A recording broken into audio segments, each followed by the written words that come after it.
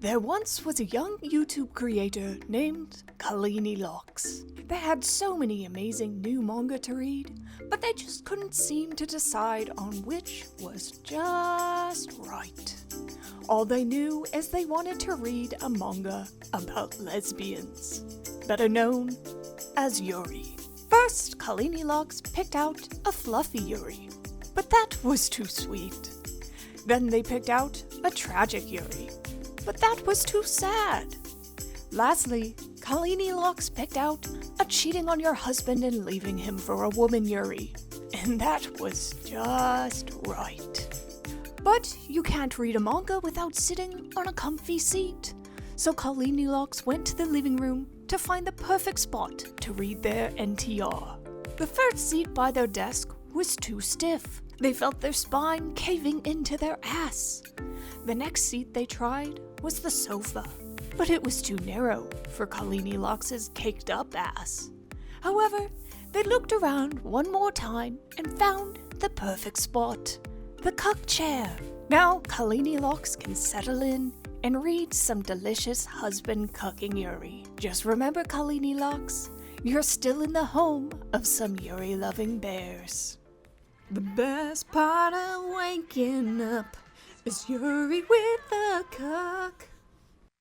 Since it first began in the 1980s, Josei Manga has been no stranger to introducing many husbands to the cuck chair. Women in all kinds of manga in this demo, from dramas to straight-up porn, have been cheating on their husbands who have left them neglected and forlorn. But if we zoom in even further, there's an even more niche version of this sort of cuckolding of husbands. That is when the Josei is a yuri and features a woman in a heterosexual marriage, leaving her husband behind to run away with the woman of her dreams as the two of them get their happily ever after, escaping the dreary life of a housewife forever. I'm not lying when I say that this is a prevalent plot for any yuri series running in a mainstream Josei magazine. Pretty much every one that I've read has involved a woman cheating on her husband. Run away with me, girl, even though we're adults.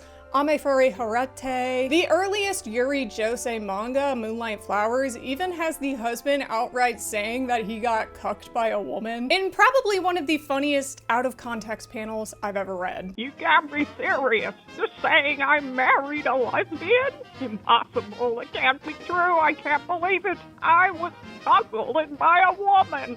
Many of the series I just mentioned revolve around the premise of two women reuniting after their adolescence in love. One of them is married now, and in some cases, one or both of them are hiding their sexuality from their family or their partner. But don't worry, since these are Yuri series, the two women end up frolicking into the sunset by the end. Now, cheating is a contentious topic for many reasons. It's something a lot of people have experienced before, so there's a lot of real emotions that will come up in these kinds of stories. That's why it's not hard to imagine why some people don't like how much cheating is in Yuri series or Josei manga at large. More broadly, some people might even ask why these series have to predicate themselves on a man at all. I can understand these issues, but I add a big asterisk onto that. I'd argue that adultery in Yuri Josei manga is very prevalent for two specific reasons. Not only does it end up fighting back on patriarchal values that have plagued women since they became sexed, but also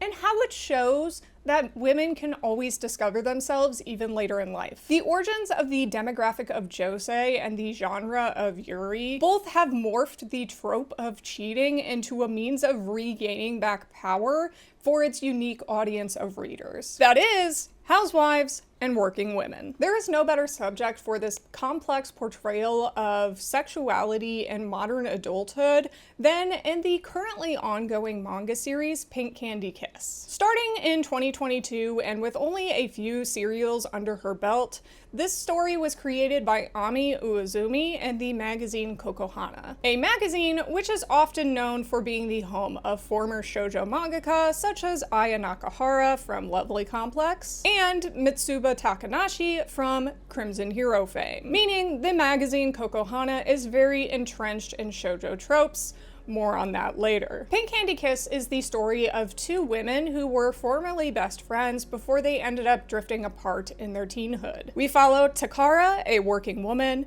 who was just recently dumped by her boyfriend because he never felt she cared enough about him. Contemplating whether she has felt love at all then, Takara ends up running into her childhood friend, Emma. Emma is overjoyed to finally see her again, and the two hit it off right away. However, Emma is much more chatty and forward than Takara remembers. Just before she starts to get too excited about their reunion though, Takara realizes that Emma is now married. As she navigates her swelling, complicated feelings about both Emma and her sexuality, Takara has to come to terms with her new normal. The plot of Pink Candy Kiss is pretty standard for Josei manga, whether yuri or not. A woman struggling with complex emotions for another person, which results in dramatic and often tantalizing scenes, is nothing if not entertaining. However, the reason that it works so well in Josei manga specifically is because this demographic was actually supposed to be reflecting the contemporary issues that women dealt with, mostly because of how Josei manga came to be. In the 60s and 70s, shoujo blew up as a demographic of manga thanks to a handful of new series, and this meant that more young girls were open to manga stories, unlike their parents,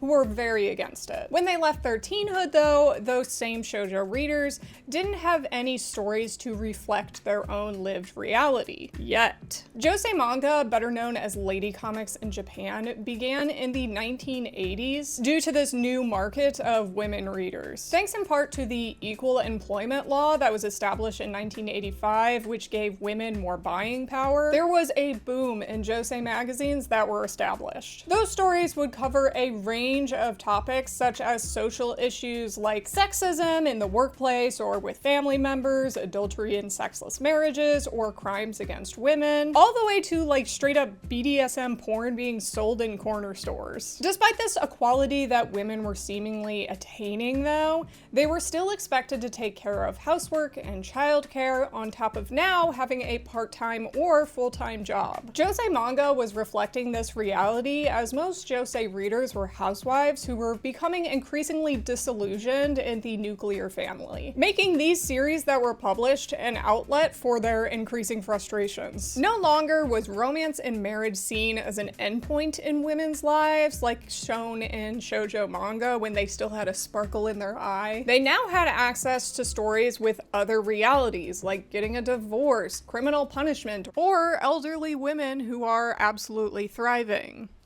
But before we continue on, we need to hear a word from today's sponsor, Walt's Comic Shop. Are you looking to buy English language manga in Europe? Then Walt's Comic Shop is the place for you. They have thousands of manga currently in stock with an inventory that is growing by the day. Walt's also offers low shipping prices for any EU country, along with their bulletproof packaging and speedy customer support. And when you enter my code, Colleen's MangaRex at checkout, you'll get free shipping on your first order of 40 euros. You can get all of the Josei Yuri manga that you need at Walt's Comic Shop, your #1 source for English language manga in Europe. Thanks to Walt's for sponsoring. Let's go ahead and get back to the video. Now that we know how Josei operates as a lived reality for its readership, we can add a little dash of the origins of Yuri manga. The bones of Yuri stories first began in shoujo novels referred to as Class S during a time when schools were divided by gender. Girls in these closed-off schools were being prepped for marriage to become ryosai kenbo, and part of this prepping was by developing deep bonds with their sisters or their older classmates. Hence the title, Class S, for sister. Hi, sisters! These girls were allowed to yearn for each other, they were allowed to hold hands, they were allowed to have angst and be jealous, they were allowed to hug and maybe even kiss on the lips, but they could never be with a girl romantically. Basically, schools said, You can be gay now as long as you're straight later. So while these girl-girl relationships in real life and on paper were deeply passionate, they were deemed by society as being strictly pure and platonic. That's why so many yuri series outside of even just Josei manga rely on this all-girls school setting. It's a tradition in this genre, even if it has evolved beyond the purely platonic, non-romantic relationships. Many yuri nowadays will even acknowledge that lesbians are a thing and girls can be sexually into each other too. When we take the realities of women portrayed in Josei and mix it together with the traditional girl-girl relationship settings, we can now imagine what the outcome of a traditional yuri setting would be in a real context. Girls repressing their feelings from childhood only to move into adulthood thinking that they have to be married to a man and have kids. This is where Pink Candy Kiss comes in, as it blossomed in the perfect breeding ground of tradition and social progress. Many of these yuri adultery manga are a product of this condition, but I think it's handled particularly well in Pink Candy Kiss. It divides our two female protagonists into categories of typical Josei protagonist and typical yuri protagonist, before it ultimately breaks down those categorizations entirely. First of which is the love interest Emma, who is very reminiscent of Housewives from ladies comics in the 80s. She works odd jobs for her husband's cafe franchise, but for the most part, she just stays home while he's away at work, spending most of her days listless in this empty home. Emma is also solely dependent on her husband for finances, shelter, and community because she has no friends either. Divorce is not an option even if she did hate him, because she has no safety net to fall back on, as is the case with many trad wives. Emma is this perfectly formed vase from the potter's wheel of patriarchy. She has distorted herself into this demure and passive feminine role. Her desires are not her own, nor should they be, because woman is not complete without man. Here, we are told what society would have us know about lesbian relationships. A man is required for completion. Consummation. This is the reality of many women to this day, despite the fact that they have been afforded many freedoms, especially when these women are passing as hyper-feminine like Emma and Takara do. With Emma though, this series isn't just concerned with how sexism rears its head in the family structure. It also examines how women are often forced into nuclear families of their own due to compulsory heterosexuality. That's a very hard term. Compulsory heterosexuality. Now, with most terms that derive from theory, compulsory heterosexuality is another one of those buzzwords the internet uses that kind of lost its original meaning. Coined in the essay Compulsory Heterosexuality and the Lesbian Experience by Adrienne Rich, it was more meant as a call to action, especially for straight women to consider the forces that be, i.e. systematic oppression, which pushes them into heterosexual relationships, such as how the wage gap makes it harder for women to be self-sufficient, or how lesbian relationships are made invisible by the public consciousness. The original essay does have a lot of ideas in it that have been heavily criticized, such as the lesbian continuum theory, or the fact that it kind of leans into political lesbianism. It is also worth noting, as many older feminist authors are, Rich is a TERF who contributed heavily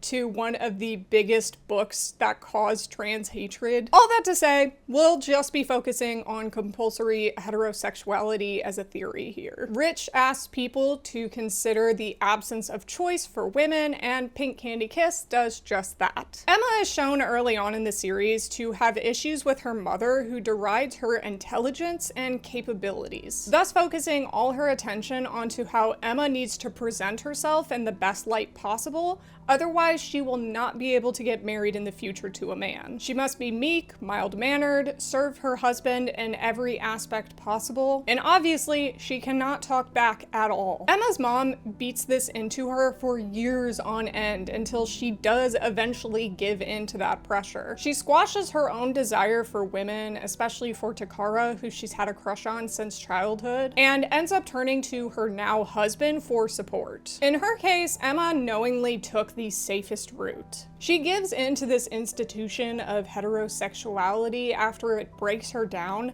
because at the very least, if she goes to her now husband, she can get away from her toxic mother. While Emma acknowledges her love for women, she does not think that there was ever a choice where she could end up with one in the future. In contrast to Emma, who has locked away her homosexuality at the beginning of the series, Takara is now discovering hers. She represents the female protagonists in Class S novels who had intense romantic attraction to their female classmates in childhood and ended up suppressing those. Compulsory heterosexuality for Takara is more about how she curbs these desires that she has sexually so she can live a normal life. This reading is actually closer to how people view CompHet online nowadays, as more of an emotional one rather than a political or systematic one. Upon the opening of this series, Takara is shown to have very blasé relationship with most of the men in her life, rarely ever showing strong emotions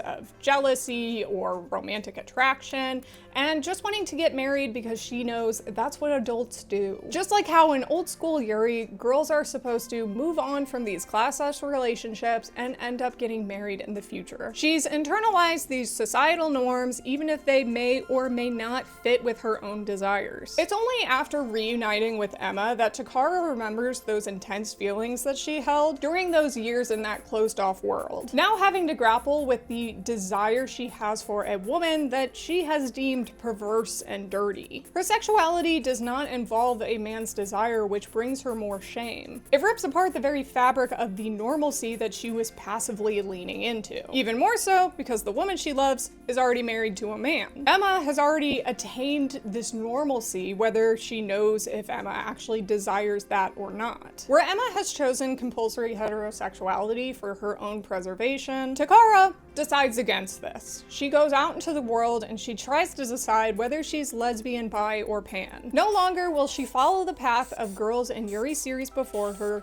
who passively fell into marriages they don't even like.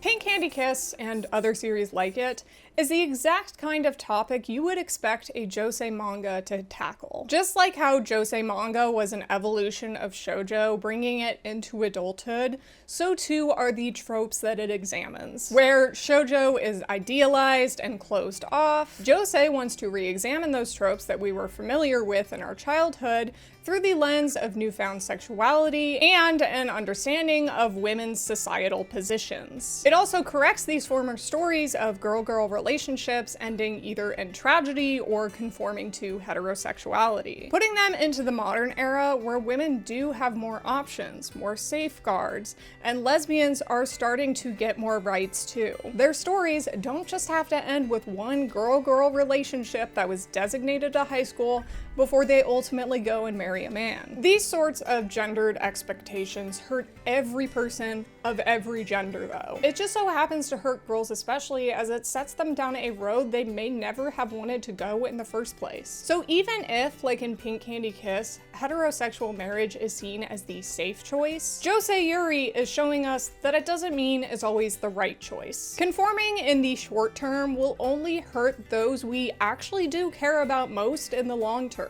Whether that be Emma's husband, who she does genuinely care about even if it's not entirely romantic, or Takara, who she desires but is leading on in doing so. When it comes to Josei Yuri putting men in the cuck chair, it's not for any reason of, I hate men and I want them to suffer. It's such a common trope because so many women who may have been interested in women at one point have suppressed those feelings as a way to attain normalcy in society's eyes. They may not have known that being with a woman was even an option anyway. Pink Candy Kiss is emblematic of the reality that many sapphics experience. Though their struggles are an uphill battle and they may even hurt others when they are finding themselves, their existence cannot be erased through institutional constructs. For Emma and Takara, both of them have to fight against their social conditioning to realize what is the best for them. And while a happily ever after may not be in the future for them as a couple at the moment, that doesn't negate the self-discovery that they've made along the way.